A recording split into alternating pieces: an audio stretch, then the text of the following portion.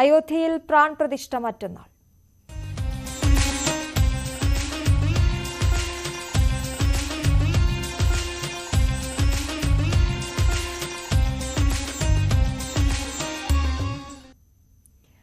അയോധ്യ പ്രാണപ്രതിഷ്ഠയോടനുബന്ധിച്ച് തമിഴ്നാട്ടിലെ വിവിധ ശ്രീരാമ ക്ഷേത്രങ്ങൾ മോദി സന്ദർശിക്കുകയാണ്. രാവിലെ തിരുച്ചിറപ്പള്ളിയിലെ ശ്രീരംഗനാഥ ക്ഷേത്രത്തിൽ മോദി ദർശനം നടത്തി. രാമനാഥസ്വാമി ദർശനത്തിനായി മോദി അല്പസമയം മുമ്പ് രാമേശ്വരത്ത് എത്തി. രാമേശ്വരത്ത് മോദിയുടെ മെഗാ റോഡ് ഷോ പുരോഗമിക്കുകയാണ്.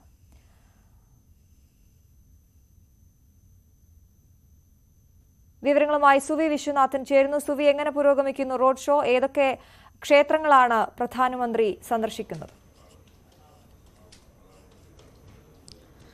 അശ്വതി, ദക്ഷിണേന്ത്യയിലെ പ്രധാനമന്ത്രിയുടെ ശ്രീരാമക്ഷേത്ര ദർശനം തുടരുകയാണ്. ഇന്ന് അദ്ദേഹം തമിഴ്നാട്ടിലാണ്. ഇന്നലെ വൈകിട്ടോടുകൂടിയാണ് നരേന്ദ്രമോദി തമിഴ്നാട്ടിൽ എത്തിയത്. വലിയ റോഡ് ഷോ ആയിട്ടായിരുന്നു ചെന്നൈയിൽ മോദി എത്തിയത്. വലിയ റോഡ് ഷോ, പുഷ്പങ്ങൾ വാരി വിതറിയിരുന്നു. ഇന്ന് മുതലാണ് അദ്ദേഹത്തിന്റെ തമിഴ്നാട്ടിലുള്ള ക്ഷേത്ര ദർശനം ആരംഭിച്ചിരിക്കുന്നത്. 3 ക്ഷേത്രങ്ങൾ, 3 ശ്രീരാമ ക്ഷേത്രങ്ങളാണ് നരേന്ദ്രമോദി ദർശനം നടത്തുക. അതിൽ രാവിലെ ശ്രീരംഗനാഥസ്വാമി ക്ഷേത്രം, ട്രിച്ചിയിലെ രംഗനാഥസ്വാമി ക്ഷേത്രമാണ് സന്ദർശിച്ചിരിക്കുന്നത്. വളരെ പൗരാണികമായ ഒരു ക്ഷേത്രമാണ് ഇത്. വിഷ്ണുവിന്റെ പ്രതിഷ്ഠയാണ് ഉള്ളത്.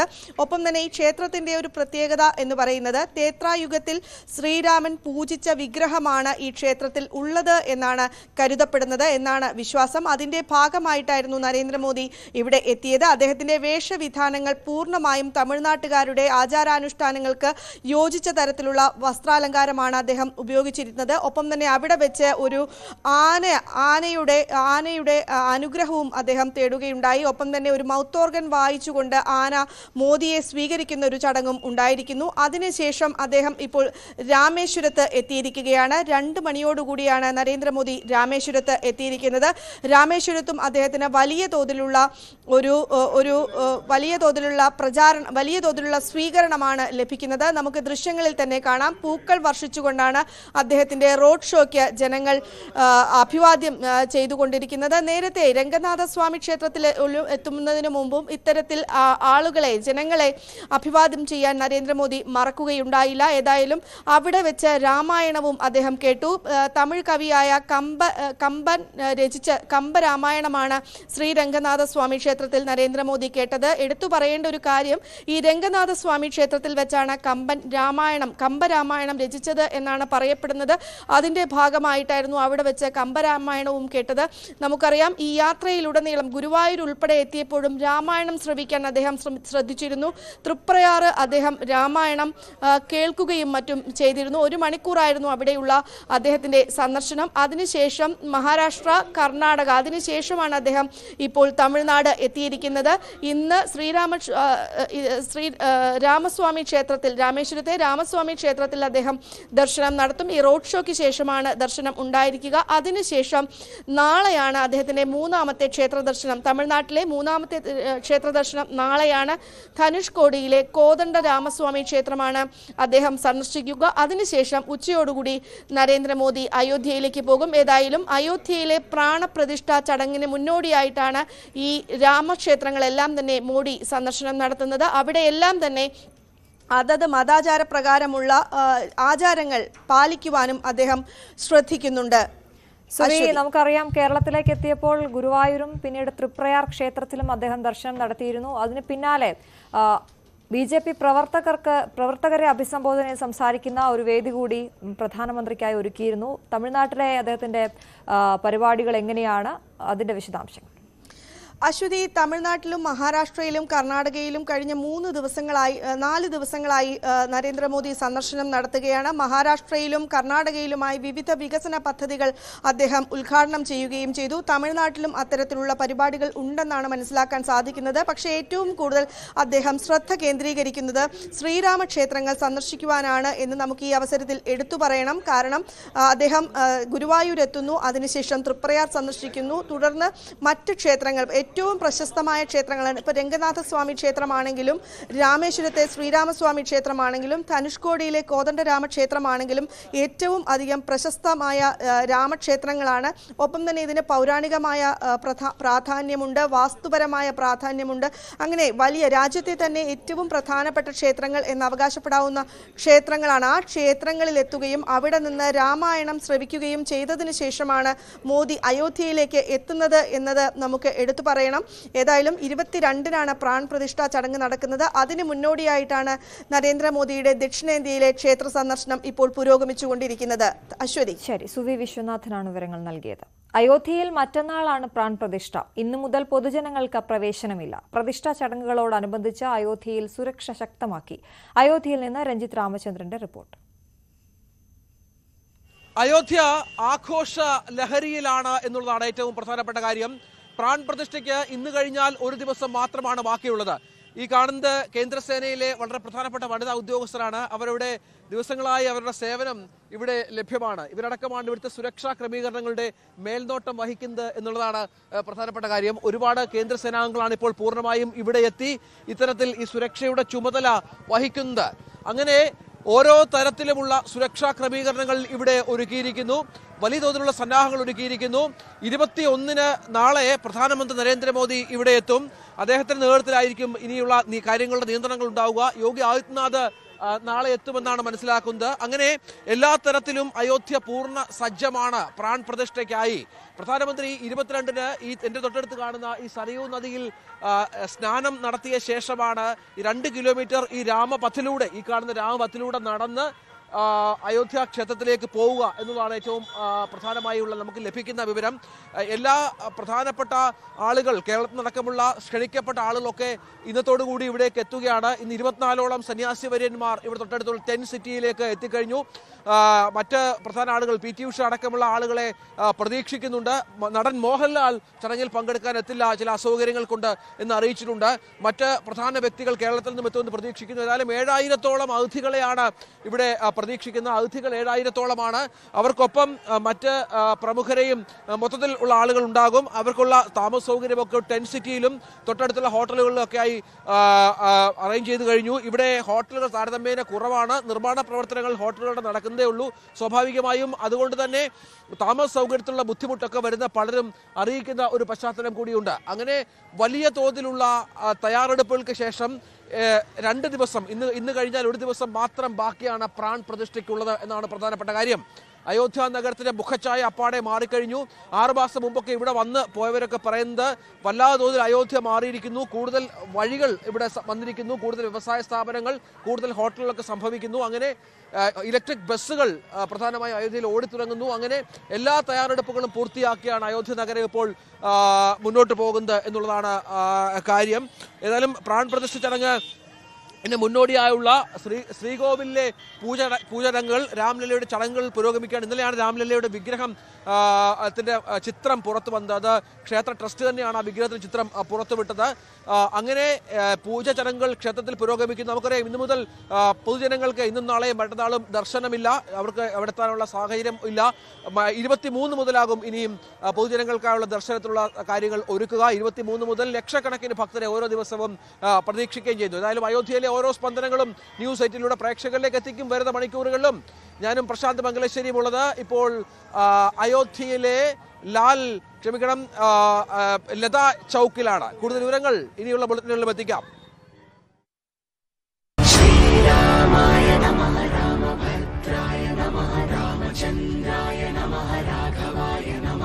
രാമമന്ത്രങ്ങൾ ഉയരുന്ന അയോധ്യ.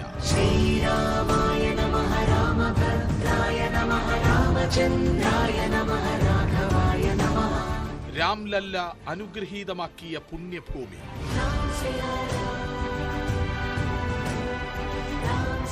കാഷായമണിഞ്ഞ് വിശ്വാസ വഴികൾ. നൂറ്റാണ്ടുകളുടെ സ്വപ്ന സാഫല്യം. ലോകം കാത്തിരിക്കുന്ന മഹനീയ ദിനം. അയോധ്യ ഉത്സവാഘോഷത്തിൽ.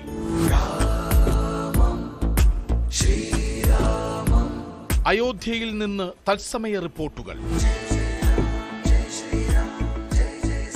പ്രാൺ പ്രതിഷ്ഠ.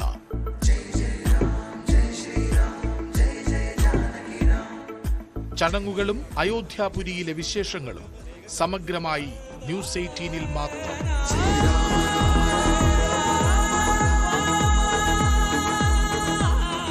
ന്യൂസ് 18 കേരളം, മലയാളത്തിന്റെ ദേശീയ ചാനൽ.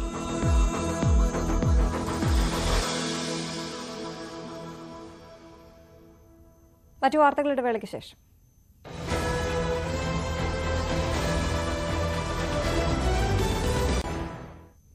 റെയിൽവേ യാത്രാ ദുരിതത്തിനും കേന്ദ്രത്തിന്റെ നിയമന നിരോധനത്തിനും കേരളത്തോടുള്ള സാമ്പത്തിക ഉപരോധത്തിനുമെതിരെ ഡിവൈഎഫ്ഐ സംഘടിപ്പിക്കുന്ന മനുഷ്യച്ചങ്ങല ഇന്ന് വൈകിട്ട് നടക്കും. കാസർഗോഡ് നിന്ന് തിരുവനന്തപുരം വരെയാണ് മനുഷ്യച്ചങ്ങല.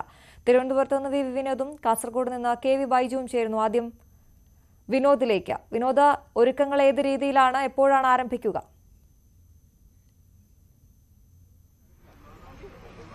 അശ്വതി, കേന്ദ്ര നയങ്ങൾക്കെതിരെയുള്ള വലിയ പ്രതിഷേധത്തിനാണ് ഡിവൈഎഫ്ഐ തയ്യാറെടുക്കുന്നത്. ഇപ്പോൾ നമ്മൾ രാജ്ഭവന് മുന്നിലാണുള്ളത്. ഇവിടെ വേദി ഒരുങ്ങുകയാണ്. നേതാക്കൾക്ക് സംസാരിക്കാനുള്ള ഇവിടുത്തെ അവസാന കണ്ണിയായി അണിചേരുന്നത് ഇ.പി. ജയരാജനാണ്. അദ്ദേഹം ഡിവൈഎഫ്ഐയുടെ ആദ്യത്തെ അഖിലേന്ത്യാ പ്രസിഡന്റായിരുന്നു. ഇപ്പോൾ നമുക്കൊപ്പം ഡിവൈഎഫ്ഐ ജില്ലാ സെക്രട്ടറി ഷിജു ഖാൻ ചേരുന്നുണ്ട്. ഷിജു, 3 കാര്യങ്ങളാണ് പ്രധാനമായും പറയുന്നത്.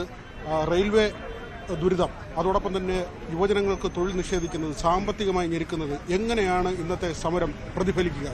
ഇത് ഒരുപക്ഷെ രാജ്യത്തിന്റെ ചരിത്രത്തിലെ ഏറ്റവും ശക്തിമത്തായ ഒരു യുവജന സമരമായിട്ട് ഇത് മാറാൻ പോവുകയാണ്. നരേന്ദ്രമോദി ഗവൺമെന്റ് കഴിഞ്ഞ ഏതാണ്ട് 9.5 വർഷക്കാലത്തിലധികം ഈ രാജ്യം ഭരിക്കുമ്പോൾ ചെറുപ്പക്കാർക്ക് തൊഴിലില്ല. രാജ്യത്തെ തൊഴിലില്ലായ്മ നിരക്ക് ഗണ്യമായി വർദ്ധിച്ചിരിക്കുകയാണ്. 70-71 കാലയളവിന് ശേഷം ഇന്ത്യ കണ്ട ഏറ്റവും രൂക്ഷമായ തൊഴിലില്ലായ്മ രാജ്യത്ത് ഇന്ന് നിലനിൽക്കുകയാണ്. അതോടൊപ്പം കേരളത്തോടുള്ള നരേന്ദ്രമോദി സർക്കാരിന്റെ അവഗണന.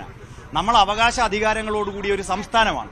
പക്ഷേ ഈ സംസ്ഥാനത്തെ സാമ്പത്തികമായി ശ്വാസം മുട്ടിക്കുക, ആവശ്യമായ റെയിൽവേ പരിഗണന തരാതിരിക്കുക, റെയിൽവേ യാത്ര ദുരിതകരമാക്കുക, ഇതാണ് കേന്ദ്ര ഗവൺമെന്റിന്റെ നയം. അതോടൊപ്പം രാജ്യത്ത് രൂക്ഷമാകുന്ന തൊഴിലില്ലായ്മ. ഇപ്പോൾ UPSCയുടെ തന്നെ കണക്ക് പുറത്തു വന്നു. 2022-23 ഒരു വർഷത്തെ കണക്ക് വരുമ്പോൾ ഇന്ത്യയിലാകെ PSC മുഖാന്തരം സംസ്ഥാനങ്ങളിൽ നിയമിക്കപ്പെട്ടവരുടെ കണക്കെടുത്താൽ അതിന്റെ 50% കേരളത്തിൽ നിന്നുള്ള PSC നിയമനമാണ്. അപ്പോൾ നരേന്ദ്രമോദി സർക്കാരിന്റെ കണ്ണ് തുറക്കണം. യുവജനങ്ങളുടെ അവകാശ പോരാട്ടങ്ങൾ കണ്ട് ഗവൺമെന്റിന്റെ കണ്ണ് തുറക്കണം. ഇവിടെ ഇപ്പോൾ രാജ്യത്ത് നടക്കുന്നത് അയോധ്യയുടെ പേരിൽ രാഷ്ട്രീയമായ മതത്തെ രാഷ്ട്രീയവൽക്കരിക്കുകയാണ്. ജനങ്ങൾക്ക് വേണ്ടത് തൊഴിലാണ്. ജനങ്ങൾക്ക് വേണ്ടത് അവരുടെ പ്രശ്നങ്ങൾ പരിഹരിക്കുകയാണ്. അതുകൊണ്ടാണ് ഡിവൈഎഫ്ഐ ഇവിടെ രാജ്ഭവനിൽ അവസാന കണ്ണിയാകുന്ന, കാസർഗോഡ് നിന്ന് സഖാവ് എ റഹീം ആദ്യ കണ്ണിയാകുന്ന ഏതാണ്ട് 20 ലക്ഷം പേർ പങ്കെടുക്കുന്ന അതിവിപുലമായിട്ടുള്ള ഈ പ്രക്ഷോഭം തീർച്ചയായിട്ടും കേന്ദ്ര സർക്കാരിന് വലിയ താക്കീതായിരിക്കും. ഡിവൈഎഫ്ഐ കഴിഞ്ഞ ഏതാണ്ട് 1.5 മാസക്കാലമായി ഈ വിപുലമായ പരിപാടിയുടെ ഭാഗമായി പ്രചരണങ്ങൾ സംഘടിപ്പിക്കുകയാണ്. ഡിവൈഎഫ്ഐ പ്രവർത്തകർ മാത്രമല്ല, ഈ നാട്ടിലെ എല്ലാ യുവജനങ്ങളും ഈ സമരത്തിന്റെ ഭാഗമായി അണിചേരണം എന്നാണ് ഞങ്ങൾക്ക് പറയാനുള്ളത്. കടമ്പാട്ടുകോണം വരെയാണ് ജില്ലയുടെ പരിപാടി. ജില്ലയിൽ എങ്ങനെയാണ് ക്രമീകരിച്ചത്? തിരുവനന്തപുരം ജില്ലയിൽ പ്രത്യേകിച്ച് തലസ്ഥാന നഗരി എന്ന നിലയിൽ വളരെ ശ്രദ്ധിക്കപ്പെടുന്ന ഒരു കേന്ദ്രമാണ്. ഇവിടെ രാജ്ഭവനിൽ ആരംഭിച്ച് ഏതാണ്ട് 49.5 കിലോമീറ്റർ കടമ്പാട്ടുകോണം ജില്ലാ അതിർത്തി വരെയാണ് ഇത് സംഘടിപ്പിക്കുന്നത്. ഇതിന്റെ ഭാഗമായിട്ട് 19 കേന്ദ്രങ്ങളിൽ, പ്രധാനപ്പെട്ട 19 കേന്ദ്രങ്ങളിൽ പ്രമുഖരായിട്ടുള്ള നേതാക്കന്മാർ പങ്കെടുക്കുന്ന പൊതുയോഗങ്ങൾ ഇതിന്റെ ഭാഗമായിട്ട് സംഘടിപ്പിക്കുകയാണ്. ഇവിടെ സഖാക്കൾ ഇ.പി. ജയരാജൻ, എം.വി. ഗോവിന്ദൻ മാഷ്, എം.എ. ബേബി, SRP, അതോടൊപ്പം ആനാവൂർ നാഗപ്പൻ, വി ജോയ്, എം വിജയകുമാർ, കടകംപള്ളി സുരേന്ദ്രൻ, പ്രഭാവർമ്മ, മധുപാൽ, അങ്ങനെ തുടങ്ങിയ സാമൂഹ്യ സാംസ്കാരിക രംഗത്തെ നാനാതുറകളിലെ ഒട്ടനേകം പേർ, ഡിവൈഎഫ്ഐയുടെ സംസ്ഥാന സെക്രട്ടറി സഖ വി കെ സനോജ്, പ്രസിഡന്റ് വസീഫ് ദിവസങ്ങളായി ഈ പ്രവർത്തനങ്ങളുടെ ഭാഗമായിട്ട് അണിചേരുകയാണ്. അവരൊക്കെ ഇവിടെ പങ്കെടുക്കും. തീർച്ചയായും അത്തരത്തിൽ തന്നെയാണ് വലിയ പ്രക്ഷോഭത്തിനാണ് ഡിവൈഎഫ്ഐ തയ്യാറെടുക്കുന്നത്. ഡിവൈഎഫ്ഐയുടെ മാത്രം പ്രതിനിധികളായി ഏതാണ്ട് 20 ലക്ഷത്തോളം പേർ, അതുപോലെ തന്നെ വർഗ ബഹുജന സംഘടനകളുടെ പ്രതിനിധികൾ, തൊഴിലാളികളുടെ അടക്കമുള്ളവർ ഈ സമരത്തിന്റെ ഭാഗമായി കണ്ണിചേരും. 5 മണിയോടുകൂടിയാണ്, 4:30 തന്നെ ട്രയലായി ഈ മനുഷ്യച്ചങ്ങല ആരംഭിക്കും. അതിനുശേഷം 5 മണിയോട് ഇപ്പോൾ മേയർ ഇവിടെ എത്തിയിട്ടുണ്ട്. മേയർ, ഈ ഒരു സമരത്തിന്റെ പ്രാധാന്യം. തീർച്ചയായും കേരളത്തിലെ ജനങ്ങളെല്ലാവരും ആഗ്രഹിച്ചിരുന്ന ഒരു പ്രതിരോധം തന്നെയാണ്, ഒരു പ്രതിഷേധം തന്നെയാണ് ഇന്നിവിടെ രേഖപ്പെടുത്താൻ വേണ്ടി പോകുന്നത്. ഡിവൈഎഫ്ഐ പോലെയൊരു പ്രസ്ഥാനം അത് കേരളത്തിൽ എന്ന് മാത്രമല്ല രാജ്യത്ത് തന്നെ ഏറ്റവും കൂടുതൽ യുവജനങ്ങളുടെ മെമ്പർഷിപ്പുള്ള, യുവജനങ്ങൾ പങ്കാളികളാകുന്ന ഡിവൈഎഫ്ഐ എന്ന പ്രസ്ഥാനം ഈ കാലഘട്ടത്തിൽ ഏറ്റെടുക്കുന്ന ഏറ്റവും പ്രധാനപ്പെട്ട ഒരു മുദ്രാവാക്യം തന്നെയാണ്. 3 പ്രധാനപ്പെട്ട മുദ്രാവാക്യങ്ങൾ ഉയർത്തിപ്പിടിച്ചുകൊണ്ടാണ് ഈ സമരം നടത്താൻ വേണ്ടി തീരുമാനിച്ചിട്ടുള്ളത്. കേരളത്തിലെ ഗവൺമെന്റിനോടും കേരളത്തിലെ ജനങ്ങളോടും കാണിക്കുന്ന സാമ്പത്തിക ഉപരോധം അടക്കമുള്ള വിഷയങ്ങളിൽ, തൊഴിലില്ലായ്മ അടക്കമുള്ള വിഷയങ്ങൾ കേരളത്തിലെ ജനങ്ങൾ ശക്തമായ പ്രതിഷേധം രേഖപ്പെടുത്തുന്ന ഈ കാലഘട്ടത്തിൽ, അതുപോലെ തന്നെ റെയിൽവേ മേഖലയിൽ നമുക്ക് നേരിടേണ്ടി വരുന്ന അവഗണനയെ അടക്കം ചർച്ച ചെയ്യുന്നതിന് വേണ്ടി വലിയ ക്യാമ്പയിൻ, വലിയ രീതിയിലുള്ള പ്രവർത്തനങ്ങൾ, ഇതിന്റെ മുന്നൊരുക്ക പ്രവർത്തനങ്ങളൊക്കെ ഡിവൈഎഫ്ഐയുടെ ഭാഗമായി നമുക്ക് നടപ്പിലാക്കാൻ സാധിച്ചു. നാനാഭാഗങ്ങളിലുള്ള ജനങ്ങൾ സംസ്ഥാനത്തൊട്ടാകെ വിവിധ സാമൂഹ്യ, രാഷ്ട്രീയ, സാംസ്കാരിക പ്രവർത്തകരായിട്ടുള്ള ആളുകൾ ഉൾപ്പെടെ, എഴുത്തുകാരുൾപ്പെടെ, അതുപോലെ തന്നെ ചിന്തകരുൾപ്പെടെ പല ആളുകളും, പല മേഖലയിലുള്ള പ്രമുഖ വ്യക്തിത്വങ്ങൾ അടക്കം പങ്കെടുക്കുന്ന, യുവജനങ്ങൾ മാത്രമല്ല പല മേഖലയിലും പ്രശസ്തരായിട്ടുള്ള ആളുകൾ അടക്കം പങ്കെടുത്തുകൊണ്ട് 20 ലക്ഷത്തിലധികം വരുന്ന ആളുകളെ സംസ്ഥാന വ്യാപകമായി പങ്കെടുപ്പിച്ചുകൊണ്ടാണ് ഈ ചങ്ങല പണിയുന്നതിനു വേണ്ടി, ചങ്ങല തീർക്കുന്നതിനു വേണ്ടി ഡിവൈഎഫ്ഐ സംസ്ഥാന കമ്മിറ്റി തീരുമാനിച്ചിട്ടുള്ളത്. തിരുവനന്തപുരം ജില്ലയിൽ മാത്രം ഏതാണ്ട് 1 ലക്ഷത്തിലധികം ആളുകൾ ഈ ക്യാമ്പയിന്റെ ഭാഗമാകും എന്ന് തന്നെയാണ് പ്രതീക്ഷിക്കുന്നത്. ഈ തരത്തിലാണ് ഡിവൈഎഫ്ഐ വലിയ പ്രതിഷേധമാണ് ഉയർത്തുന്നത്. കേന്ദ്ര നയങ്ങൾ അത് ജനങ്ങളെ വരിഞ്ഞു മുറുക്കുന്നു. റെയിൽവേയുടെ അടിസ്ഥാന വികസനം, ഇപ്പോൾ വന്ദേ ഭാരത് പോലുള്ള ട്രെയിനുകൾ നൽകുമ്പോൾ ഈ പാത ഇരട്ടിപ്പിക്കലോ അല്ലെങ്കിൽ സിഗ്നൽ സംവിധാനം വിപുലമാക്കുന്നതോ അങ്ങനെ ആളുകൾക്ക് പ്രയോജനകരമാകുന്ന തരത്തിൽ ആ കാര്യങ്ങളെ മാറ്റിക്കൊണ്ടു പോകുന്നതിനുള്ളൊരു നടപടി ഉണ്ടാകുന്നില്ല. മാത്രവുമല്ല, സാധാരണക്കാർ ആശ്രയിക്കുന്ന പാസഞ്ചർ ട്രെയിനുകൾ ഉൾപ്പെടെ മണിക്കൂറുകളോളം പിടിച്ചിടുന്ന നിലയിലേക്ക് പോകുന്നു. ഇത് സർക്കാർ ജീവനക്കാരെയും മറ്റ് തൊഴിലാളികളെയും മറ്റ് ജീവനക്കാരെയും വിദ്യാർത്ഥികളെയും ഒക്കെയും ദുരിതത്തിലാക്കുന്ന ഒരു സാഹചര്യമുണ്ട്. സാമ്പത്തിക ഉപരോധം അത് കാലങ്ങളായി സർക്കാരും സംസ്ഥാന സർക്കാരും ഇടതുമുന്നണിയും ഉന്നയിക്കുന്നൊരു വിഷയമാണ്. അതേ കാര്യം ഇന്നത്തെ സമരത്തിൽ ഡിവൈഎഫ്ഐ ഉയർത്തുന്നു. യുവജനങ്ങളോട് കാണിക്കുന്ന അനീതി 2 മോഡി സർക്കാരുകൾ. അതാണ് തിരുവനന്തപുരത്ത് നിന്നാണ് വിവരങ്ങൾ നൽകിയത്. തിരുവനന്തപുരത്ത് തയ്യാറെടുപ്പുകളെല്ലാം പൂർത്തിയായി അവസാന ഘട്ടത്തിലേക്ക് കടക്കുന്നു. കെ വി ബൈജു ചേരുന്നു കാസർഗോഡ് നിന്ന്. ബൈജു, കാസർഗോഡ് നിന്നാണ് ആരംഭിക്കുന്നത്. ആദ്യ കണ്ണിയായി എ റഹീം ചേരുമെന്നറിഞ്ഞു. അവിടുത്തെ തയ്യാറെടുപ്പുകളൊക്കെ പൂർത്തിയായോ? എപ്പോഴേക്ക് തുടങ്ങും?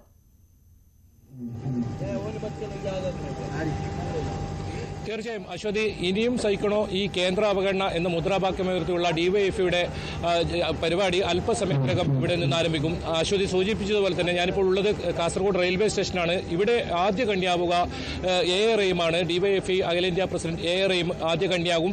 പിന്നീട് ചന്ദ്രഗിരി സംസ്ഥാന പാതയിലൂടെ 46 കിലോമീറ്ററാണ് കാസർഗോഡ് ജില്ലയിൽ ഉള്ളത്. ഈ കാസർഗോഡ് ജില്ലയുടെ അതിർത്തിയായ കാലിക്കടവിൽ മുൻ MP പി കരുണാകരനായിരിക്കും കണ്ണിയാവുക. എന്തായാലും 1 ലക്ഷത്തോളം പേരെ കാസർഗോഡ് ജില്ലയിൽ പങ്കെടുപ്പിക്കുന്നതാണ് പറഞ്ഞിട്ടുള്ളത്. സിനിമാ താരങ്ങൾ ഉൾപ്പെടെ ഇവിടെ അണിചേരും. എന്തായാലും 4:00-ക്ക് ട്രയൽ ആരംഭിക്കും. 5 മണിക്കാണ് പരിപാടി ആസൂത്രണം ചെയ്തിട്ടുള്ളത്. അതിനുശേഷം പൊതുയോഗവും ഉണ്ടാവും. പ്രതിജ്ഞ കഴിഞ്ഞതിന് ശേഷമായിരിക്കും പൊതുയോഗം ഉണ്ടാവുക. എന്തായാലും എല്ലാ ഒരുക്കങ്ങളും പൂർത്തിയായി. എനിക്ക് പിന്നിൽ കാണുന്ന ഈ വേദിയിലാണ് ഇതിന്റെ ഉദ്ഘാടന പരിപാടി നടക്കുക. എന്തായാലും കാസർഗോഡ് ജില്ലയിൽ നിന്നും ആരംഭിച്ച് 651 കിലോമീറ്റർ രാജ്ഭവനിലേക്ക്, ഇങ്ങനെയാണ് ഈ പദ്ധതി ഉള്ളത്. എന്തായാലും വലിയ തോതിലുള്ള ഒരുക്കങ്ങൾ തന്നെയാണ് കഴിഞ്ഞ ദിവസങ്ങളിലെല്ലാം ഇതിനായി ഉണ്ടായത്. ഇപ്പോഴും അവസാനവട്ട ഒരുക്കങ്ങളിലാണുള്ളത്. ഏറെയും രാവിലെയോടുകൂടി തന്നെ കാസർഗോഡ് ജില്ലയിൽ എത്തിയിട്ടുണ്ട്. അല്പസമയത്തിനകം അദ്ദേഹം ഇവിടെ എത്തുമെന്നാണ് അറിയിച്ചിട്ടുള്ളത്. എന്തായാലും വലിയ തരത്തിലുള്ള ഒരുക്കങ്ങൾ തന്നെയാണുള്ളത്. അല്പസമയത്തിനകം തന്നെ പരിപാടി ആരംഭിക്കും. അശ്വതി. ശരി, ഡിവൈഎഫ്ഐയുടെ മനുഷ്യ ചെങ്ങല അല്പസമയത്തിനകം നടക്കും. കാസർഗോഡ് മുതൽ തിരുവനന്തപുരം വരെയാണ് മനുഷ്യ ചെങ്ങല. എല്ലാ ഒരുക്കങ്ങളും അവസാന ഘട്ടത്തിലാണ്. കെ വി ബൈജുവും വി വിനോദുമാണ് വിവരങ്ങൾ നൽകിയത്. തെരഞ്ഞെടുപ്പ് അടുത്തപ്പോൾ ഡൽഹിയിൽ സമരത്തിന് പോകുന്നത് സംസ്ഥാന സർക്കാരിന്റെ കഴിവുകേടും കെടുകാര്യസ്ഥതയും മറച്ചുവെക്കാനെന്ന പ്രതിപക്ഷ നേതാവ് വി.ഡി. സതീശൻ. സമരത്തിന് പിന്നാലെ പോകാൻ വേറെ ആളെ നോക്കണം. കരുവന്നൂർ മാസപ്പടി അന്വേഷണങ്ങൾ സെറ്റിൽമെന്റിൽ അവസാനിക്കുമെന്നും തൃശൂരിൽ CPM BJP സഖ്യം വ്യക്തമാണെന്നും സതീശൻ ആരോപിച്ചു. ആലപ്പുഴയിലെ BJP നേതാവ് രൺജിത്ത് ശ്രീനിവാസനെ കൊലപ്പെടുത്തിയ കേസിൽ പ്രതികളായ 15 SDPI പ്രവർത്തകരും കുറ്റക്കാർ. 15 പേർക്കെതിരെയും കൊലക്കുറ്റം തെളിഞ്ഞു. മാവേലിക്കര അഡീഷണൽ സെഷൻസ് കോടതിയാണ് വിധി പ്രഖ്യാപിച്ചത്. കേസിലെ പ്രോസിക്യൂഷൻ ചാർജ് ഷീറ്റിൽ ആരോപിച്ചിട്ടുള്ള എല്ലാ കുറ്റകൃത്യങ്ങളും പ്രതികൾക്കെതിരായി സംശയലേശമന്യേ തെളിയിക്കാൻ സാധിച്ചതായിട്ടാണ് കോടതി കണ്ടെത്തിയിട്ടുള്ളത്. അതിൽ രഞ്ജിത്ത് ശ്രീനിവാസനെ പുരയ്ക്കകത്ത് കയറി കൊലപ്പെടുത്താൻ നേതൃത്വം കൊടുത്ത 1 മുതൽ 8 വരെ പ്രതികൾക്ക് 302 എന്ന് പറയുന്ന കൊലപാതക കുറ്റം നേരിട്ട് തെളിയാൻ സാധിച്ചിട്ടുണ്ട്. അതേപോലെ തന്നെ 9 മുതൽ 12 വരെ പ്രതികൾ, അകത്ത് കയറിയ 1 മുതൽ 8 വരെ പ്രതികൾക്ക് സഹായികളായി പുറത്തു നിന്ന 9 മുതൽ 12 വരെ പ്രതികളെ ഇന്ത്യൻ ശിക്ഷാ നിയമം 149 വകുപ്പിന്റെ സഹായത്തിൽ അവർക്കെതിരെയും കൊലക്കുറ്റം തെളിഞ്ഞിട്ടുള്ളതായി കോടതി കണ്ടെത്തി കഴിഞ്ഞു. അതേപോലെ തന്നെ ഈ കൊലപാതകത്തിന് ഗൂഢാലോചനയ്ക്ക് നേതൃത്വം കൊടുത്ത 13, 14, 15 പ്രതികൾ അവരെയും ക്രിമിനൽ കോൺസ്പിറസി എന്ന് പറയുന്ന ഗൂഢാലോചനയും കൊലപാതക കുറ്റത്തിന്റെയും സഹായത്താൽ 302 വകുപ്പ് പ്രകാരമുള്ള കുറ്റകൃത്യം അവർക്കെതിരെയും തെളിഞ്ഞിട്ടുള്ളതായി കോടതി കണ്ടെത്തി. അതുകൂടാതെ തന്നെ ഇപ്രകാരമുള്ള കൊലപാതകം നടക്കുന്ന സമയത്ത് രഞ്ജിത്തിന്റെ മാതാവിനെയും രഞ്ജിത്തിന്റെ ഭാര്യയെയും ഉപദ്രവിച്ച പ്രതികൾക്കെതിരെയുള്ള കുറ്റകൃത്യവും കോടതി കണ്ടെത്തി കഴിഞ്ഞു. വീട്ടിൽ അതിക്രമിച്ച് കടന്നു കയറുകയും അതുപോലെ തന്നെ കോമ്പൗണ്ടിൽ അതിക്രമിച്ച് കടന്നു കയറിയ കുറ്റകൃത്യങ്ങള്, അതേപോലെ തന്നെ വീട്ടിൽ നാശനഷ്ടങ്ങൾ വരുത്തിയ കുറ്റകൃത്യങ്ങള്, തെളിവ് നശിപ്പിച്ച കുറ്റകൃത്യങ്ങൾ, ഇവയെല്ലാം പ്രതികൾക്കെതിരെ പ്രോസിക്യൂഷൻ ആരോപിച്ചിട്ടുള്ള എല്ലാ കുറ്റകൃത്യങ്ങളും സംശയത്തിന് അതീതമായി തെളിയിക്കാൻ സാധിച്ചിട്ടുള്ളതായിട്ടാണ് കോടതി ഇന്ന് കണ്ടെത്തിയിട്ടുള്ളത്. മുഴുവൻ പേരും കുറ്റക്കാരാണെന്ന് കണ്ടെത്തിയതിൽ സന്തോഷമുണ്ടെന്നും ഭാര്യ നിഷയും പരമാവധി ശിക്ഷ നൽകണമെന്ന അമ്മയും പ്രതികരിച്ചു.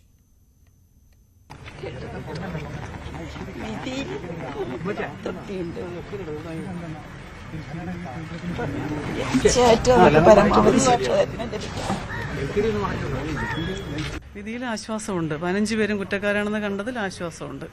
ഈ ശിക്ഷ എന്താവും എന്നുള്ളതിനെക്കുറിച്ച് പരമാവധി കിട്ടുമെന്നുള്ള പ്രതീക്ഷയിലാണ്. നമ്മളെ പരമാവധി ബുദ്ധിമുട്ടിക്കാവുന്നതിൻ്റെ അങ്ങേയറ്റം അവർ കേസ് നീട്ടാനും പല പ്രാവശ്യം സ്റ്റേയും കാര്യങ്ങളും എല്ലാമായിട്ട് ഒത്തിരി ബുദ്ധിമുട്ടിച്ചു. എന്നാലും കോടതി അതിനെല്ലാം മേലെ സത്യത്തിൽ കണ്ടെത്തി എന്നുള്ളൊരു ആശ്വാസമാണ്. ശരിക്കും സുപ്രീം കോടതി വരെ പോയതാണ് അവർ.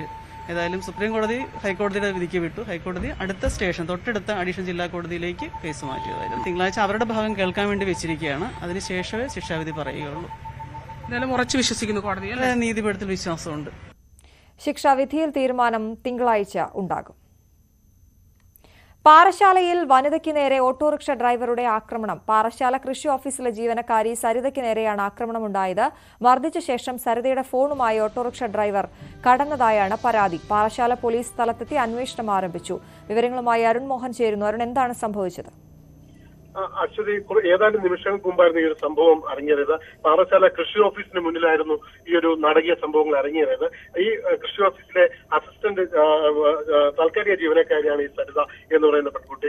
ഈ ഫീൽഡ് ഓഫീസുമായിട്ട് ബന്ധപ്പെട്ട ഓട്ടോറിക്ഷ പിടിക്കുന്നതിനിടയിലായിരുന്നു ഇത്തരത്തിലൊരു സംഭവം ഉണ്ടായതായി നമുക്കിവിടെ മനസ്സിലാക്കാൻ കഴിഞ്ഞത്. എന്തായാലും ഈ പെൺകുട്ടിയൊക്കെ മർദ്ദനമേറ്റു എന്ന് പറയുന്നു. ഒപ്പം ഈ കുട്ടിയുടെ ഫോണുമായി ഈ ഓട്ടോറിക്ഷ ഡ്രൈവർ കടന്നു കളഞ്ഞു എന്നാണ് ഇപ്പോൾ നമുക്ക് മനസ്സിലാക്കാൻ കഴിഞ്ഞത്. സരിത ഇപ്പോൾ പാറശാല താലൂക്ക് ആശുപത്രിയിൽ ചികിത്സയിലാണ്. പാറശാല പോലീസ് മേൽനടപടികൾ സ്വീകരിച്ചു വരുന്നു. ഏതാനും മണിക്കൂറുകൾക്കകം നമുക്ക് വ്യക്തമായ ഒരു ചിത്രം മനസ്സിലാക്കാൻ കഴിയും. ശരി, അരുണാണ് വിവരങ്ങൾ നൽകിയത്. സ്വർണം വെള്ളി നിരക്കുകൾ. കവിത ഗോൾഡ് ആൻഡ് ഡയമണ്ട്സ് ഇന്നത്തെ സ്വർണം വെള്ളി നിരക്കുകൾ നിങ്ങൾക്കായി സമർപ്പിക്കുന്നത്. വലിയ സ്വപ്നങ്ങൾ, വലിയ സന്തോഷങ്ങൾ, വലിയ collection. Kavitha gold and diamonds. സ്വർണം 22 ക്യാരറ്റ് ഗ്രാമിന് 5750 രൂപ, പവന് 46,000 രൂപ. സ്വർണം 18 ക്യാരറ്റ് ഗ്രാമിന് 4780 രൂപ, പവന് 38,240 രൂപ. വെള്ളി ഗ്രാമിന് 77 രൂപ, കിലോഗ്രാമിന് 77,000 രൂപ. കവിത ഗോൾഡ് ആൻഡ് ഡയമണ്ട്സ് ഇന്നത്തെ സ്വർണം വെള്ളി നിരക്കുകൾ നിങ്ങൾക്കായി സമർപ്പിക്കുന്നത്. വലിയ സ്വപ്നങ്ങൾ, വലിയ സന്തോഷങ്ങൾ, വലിയ collection. Kavitha gold and diamonds. News updates പൂർണ്ണമാകുന്നു. കൂടുതൽ വാർത്തകൾക്കും വിശദാംശങ്ങൾക്കും മലയാളം.news18.com സന്ദർശിക്കുക. നമസ്കാരം.